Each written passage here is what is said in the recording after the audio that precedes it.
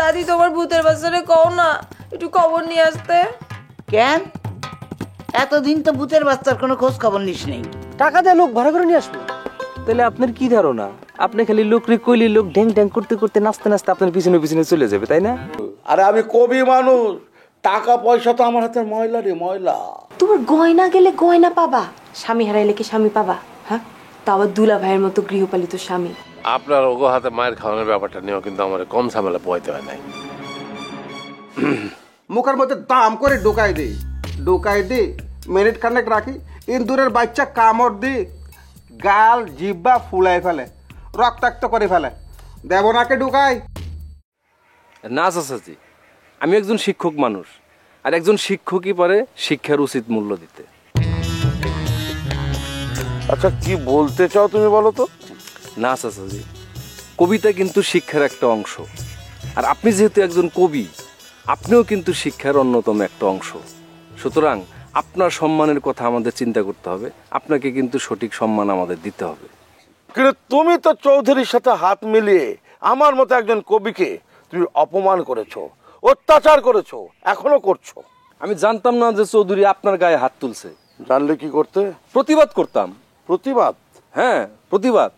তাই তো যখন শুনলাম যে আপনি প্রতিবাদ কমিটি গঠন করছেন, দৌড়ে সোজা আপনার কাছে আমি চলে আসছি।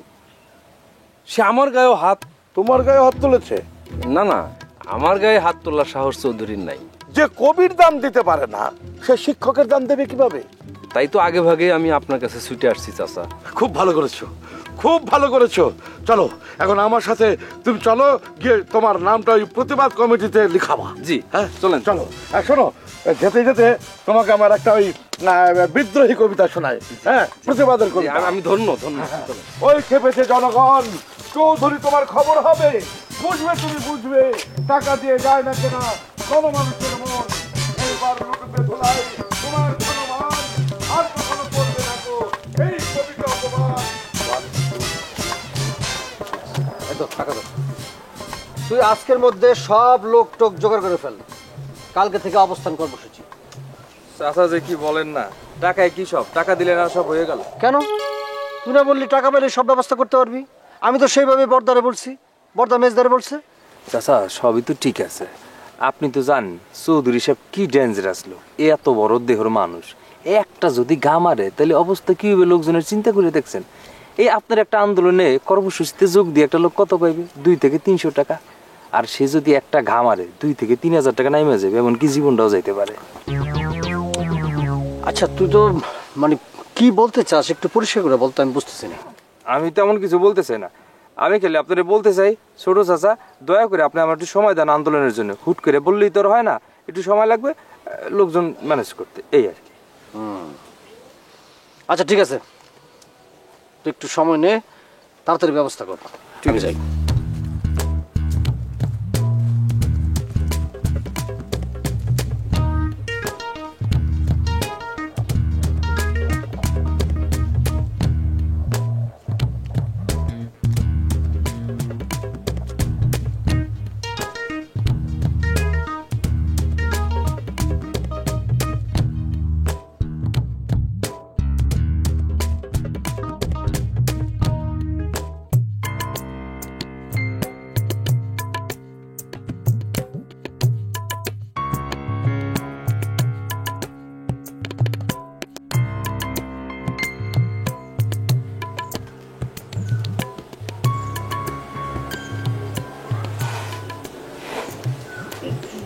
এই ক তুই ক।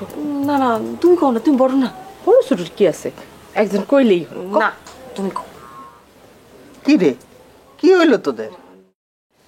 না মা কিছু না, ও আসলে কি মা, অনেক ভাবলাম, ভাইবা দেখলাম বাইরের মানুষের কারণে আমরা 2 বোন কেন সম্পর্ক নষ্ট করবো কও? শুধুই কি বাইরের মানুষ, ডাকায়েত কও। কি হইলো মা, তুমি অমন করে তাকায় আছো কেন? না দেখতেছি, তোরা আমার মেয়ে তো। কেন, কোনো সন্দেহ আছে?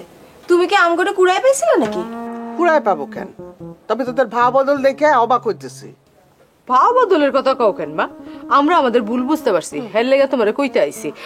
তবে কি রে, হইল কি? না কিছু না মা, কিছু না, কিছু না। তুই কি কয়া শুরু করছিস? কইতে দিলি না কেন? আরে কয়া সময় হয়েছে না, ওরে কথা বলে না।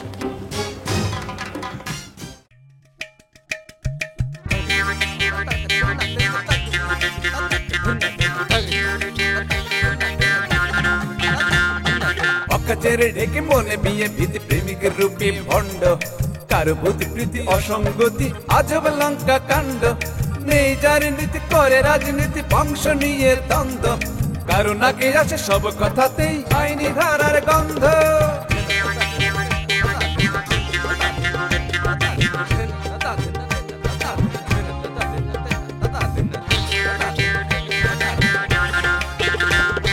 সুস্থ সমাজ হয় অরণ্য কিছু লোকেরই জন্য এই স্বভাবের মানুষগুলো তবুও গণ্যমান্য তোষামতি ছেড়ে বসুন একটু নড়ে সবার কথা ভাবুন চলার পথে এদের থেকে 100 হাত দূরে থাকুন 100 হাত দূরে থাকুন 100 হাত দূরে থাকুন 100 হাত দূরে থাকুন 100 হাত দূরে থাকুন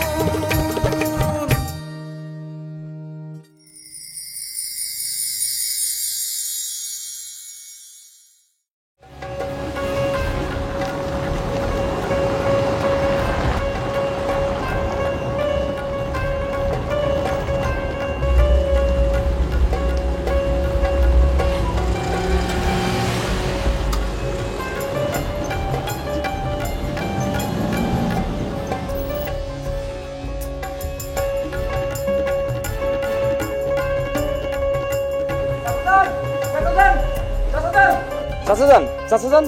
কিরে বলছিলাম না যে চৌধুরীর বাড়ির সামনে ওইসব অবস্থান কর্মসূচি করার দরকার নাই, এখন মার খেয়ে আসতে হলো তো। আচ্ছা কি অবস্থা? নিশ্চয় মারা বাড়াইছে। চাচা যান, কর্মসূচি তো এখনো পালন করি নাই। তাইলে চাচা যান, ঢাকা থেকে কারোর জন্য গাড়ি বহন নিয়ে আইছে। ঢাকা থেকে গাড়ি বহর? হ চাচা যান, 3-3টা দামি গাড়ি আমাদের বাড়ির দিকে আসতেছে। আমার বাড়িতে? জি চাচা যান। চল দিদি।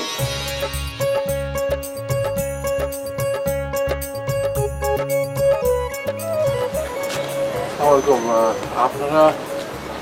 আপনি কি খান সাহেব? জি জি। আমি খন্দকার আলী গ্রুপ অফ ইন্ডাস্ট্রিজের মালিক। আসেন আসেন, আপনি পুরো বাপরে। এই তুই খারাপ আছিস কেন? তুই খারাপ মানে কয় নাস্তা তৈরি করতে জানা মেমন আছে। আমি খেতে আসি। আচ্ছা আচ্ছা, যে কাজে আসছেন সেটা না হয় শোনা যাবে। এখন আসেন, একটু বসেন। আমরা বসতেও আসিনি। তাহলে কোন কাজে আসছেন সেটা শুনি। আপনি আমার ছেলেকে জেলে পাঠিয়েছেন। আপনার ছেলে? কোন ছেলে? শফিক। ডাকাতির অভিযোগে ওকে নাকি জেলে দিয়েছেন। শফিক লজিং মাস্টার, সে আপনার ছেলে? হ্যাঁ, আমার ছেলে। কিন্তু আমি তো জানি ও গরিব ঘরের। ও আসলে এই ধরনের উদ্ভট পরিচয় দিয়েই মাঝে মধ্যে মানুষের বাড়িতে গিয়ে থাকে, কয়েকদিন থাকে তারপর চলে যায়। হতে পারে এটা একটা উদ্ভট খেয়াল।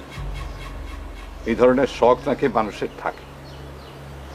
কিন্তু আমি তো জিন্দগিতে কোনোদিন এরকম উদ্ভট খেয়ালের কথা শুনি নাই। আপনি কিছু মনে করবেন না, ডাক্তার দেখাইছেন? আপনি ভাবছেন ও পাগল? না মানে না, আমরাও প্রথমে তাই ভেবেছিলাম। ডাক্তার দেখিয়েছি, ডাক্তার বললেন যে ও তো কারো ক্ষতি করছে না। তাহলে আপনাদের টেনশন কিসের? না মানে একটা জোয়ান ছেলে। সেই দুঃখটা তো আমারও। একটা জোয়ান ছেলে কোথায় আমার বিজনেসের হাল ধরবে তা না, কখনো এই বাড়িতে লজিং মাস্টার, ওই বাড়িতে কেয়ারটেকার, ওই বাড়িতে মালি, এগুলো উদ্ভট সমস্ত কাণ্ড কারখানা করে বেড়াচ্ছে। ডাক্তার বলেছে যে এই ধরনের কাণ্ড কারখানা কেউ কেউ কখনো কখনো করে থাকে, বাধা দিতে গেলে হিতে বিপরীত হতে পারে। তাইও কখন কোথায় যায় কি করে এগুলো আমরা কিছুই খোঁজ খবর রাখি না। তাহলে এখন? আজ সকালে শফিক ফোন করেছিল নিশাকে। নিশা শফিকের ছোট বোন। আপনারা কি ভাইয়াকে মারধর করেছেন? না না না, আমরা মারধর করতে যাবো কেন? আসলে হয়েছে কি মানে আমার জামাই আর সে মিলে ডাকাতি করছে, এই অভিযোগে আমরা পুলিশে খবর দিয়েছি। নিশ্চয়ই তাহলে ভাইয়াকে পুলিশ মেরেছে। সকালে যখন ও আমাকে ফোন দিয়েছিল ওর গলাটা খুব ভাঙা ভাঙা লাগছিল। মার না খেলে তো এরকম ভাঙা ভাঙা গলা রাখার কথা না।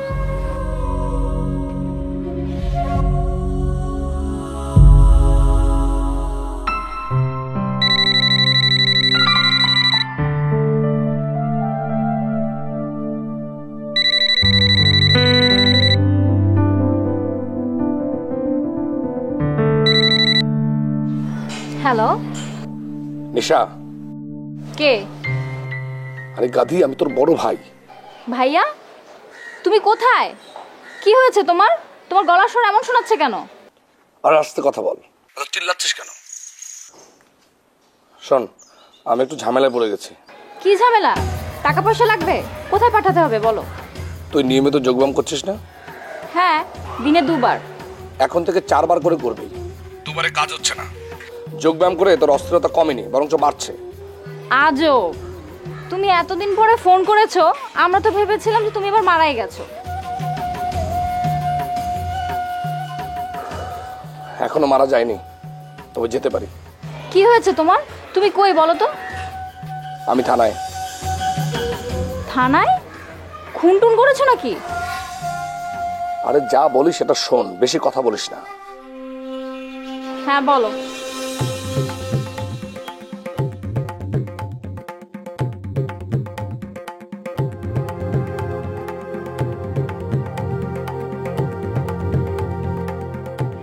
আচ্ছা, তুমি কোনো টেনশন করো না, আমরা এক্ষুনি আসছি।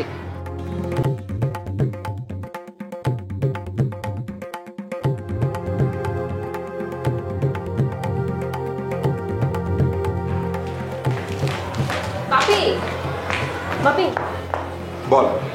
ভাইয়া ফোন করেছিল। শফিক? হ্যাঁ। কোথা থেকে? থানা থেকে। থানা থেকে? হ্যাঁ। কোন থানা বল, আমি ফোন করে দিচ্ছি।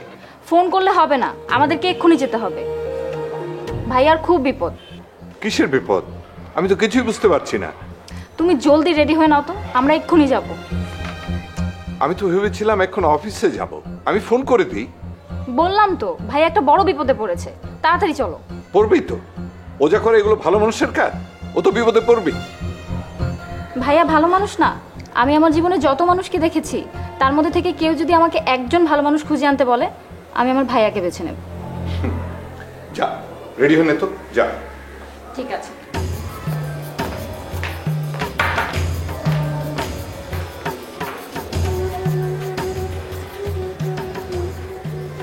হ্যাঁ, তোর রেডি হয়ে আসো তো, একটু বাইরে যেতে হবে। হ্যাঁ হ্যাঁ, আপনার সব কথা তো শুনলাম। যদিও আমার কাছে রূপকথার মতো মনে হইতেছে, কিন্তু মানে আমি কি করতে পারি?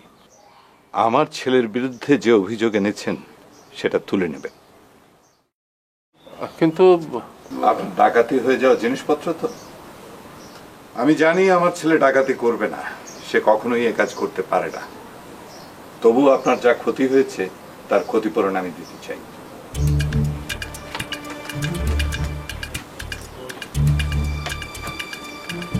বলুন কত দিতে হবে? আপনার হয়তো অনেক আছে, কিন্তু আমাকে ছোট করে দেখার কোনো কারণ নাই। সেটা বোধহয় আপনার ঠিক হইতেছে না। আমি কোনো ক্ষতিপূরণ চাই না, আমি আমার খোয়া যাওয়া জিনিস ফেরত চাই। আর সেই সঙ্গে কারা ডাকাতি করছে তাদের পরিচয়টা আমি জানতে চাই।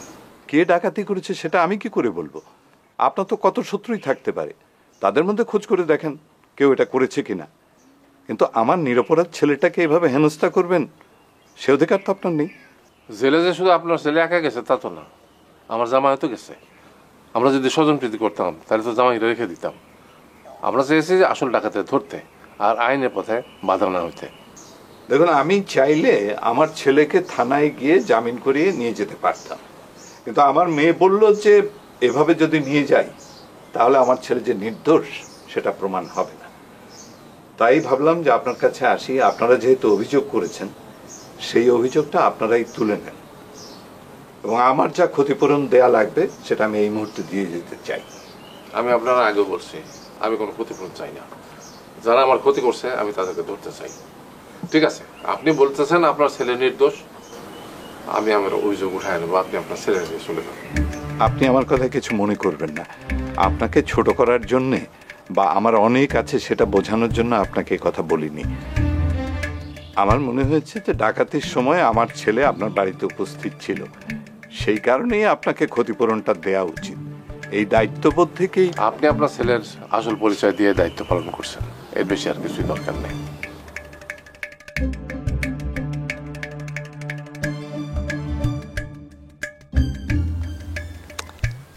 কলি, তোর কি মনে হয় তুই যেভাবে কইতাছস এটা তো আব্বা মেনে নিব?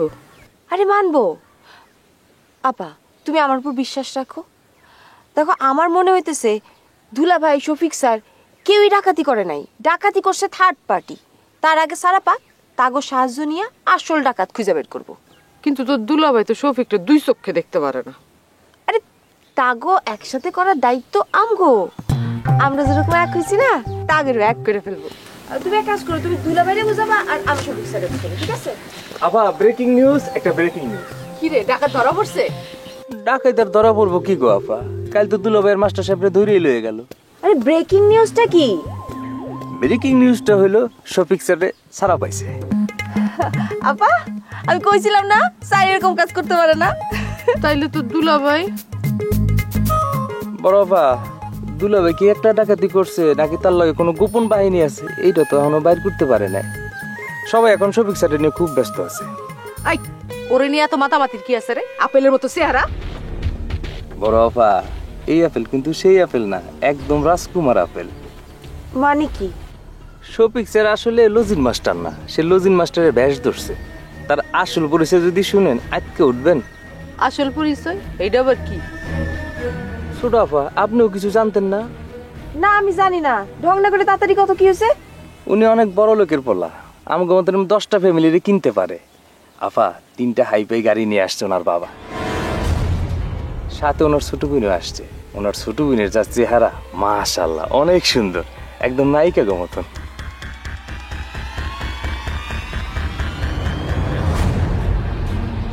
আপা আমি গেলাম, তারপর আপনার ব্যবস্থা চলতেছে, আমি না থাকলে হয়?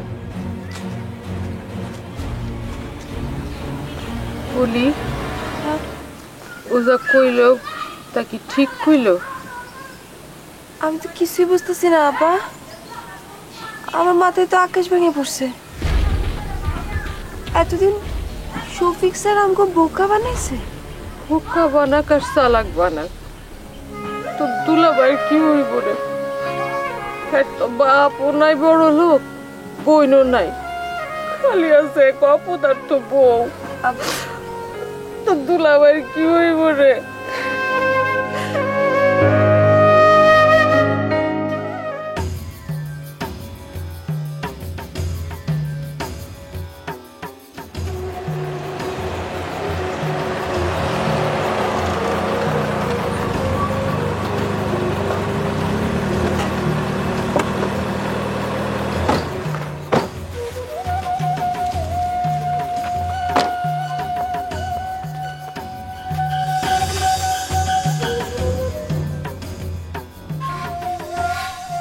দেখছো বলে, আমি তোমাকে বলেছিলাম না আমি কোনো দোষ করি নাই, আমি ঠিকই ছাড়া পাইছি। আপনি জেল হাজত থেকে সারা পাইছেন, কিন্তু অন্যায় আপনি ঠিকই করছেন। তোমার কি ধারণা আমি দোষ করছি, অন্যায় করছি, আমি ডাকাতি করছি? আপনি ডাকাতির চাইতে অনেক বেশি অন্যায় করছেন, অনেক বড় অন্যায় করছেন। মানে? পরিচয় গোপন করে অন্য পরিচয়ে একটা পরিবারের সবাইরে ধোকা দেয়া কি অন্যায় না? তাদের সুখ দুঃখের সাথে মিথ্যা অভিনয় করা কি অন্যায় না? সেদিন যদি আপনি চলে যাইতেন, পালায় যাইতেন, তাহলে আপনার আসল পরিচয়টা ঠিকই গোপন থাকতো। ডাকাত ঠিকই একদিন ধরা পড়তো, কিন্তু আপনি যা করছেন তা কি কোনোদিন ধরা পড়তো? পড়তো? ধরা পড়তো।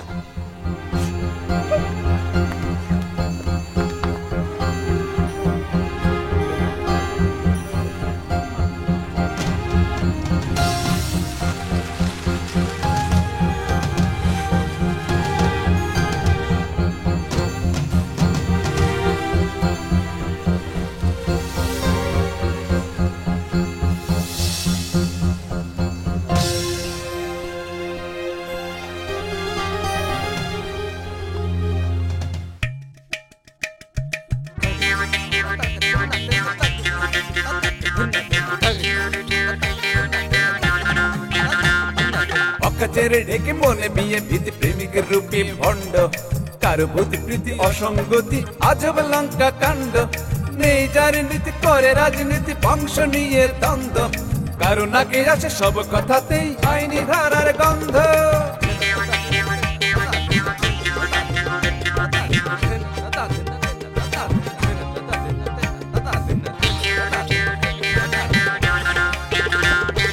সুস্থ সমাজ হয় অরণ্য কিছু লোকের জন্য এই স্বভাবের মানুষগুলো তবুও